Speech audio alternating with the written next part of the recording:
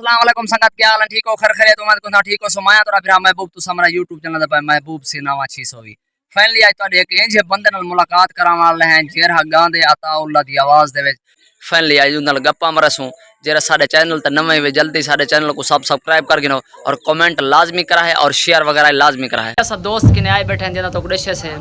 ते इंदा तारुफ वगैरह करवेसूँ। अस्सलाम वालेकुम आवाज़ के दुनिया के दोस्तों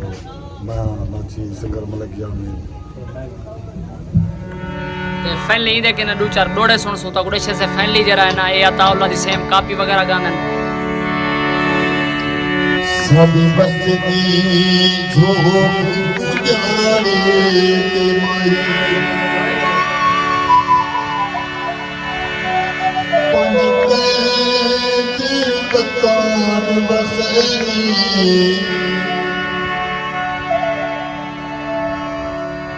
नसीबा कोई जिंदे सदमा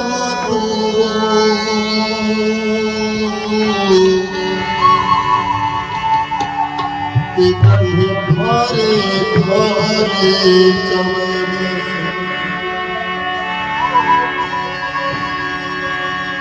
जितों वल के वापस कोई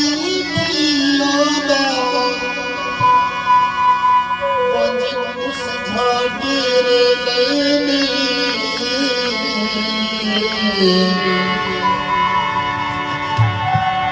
चलनी महशर दे सुरगुरती है बेबस दे अमने विजय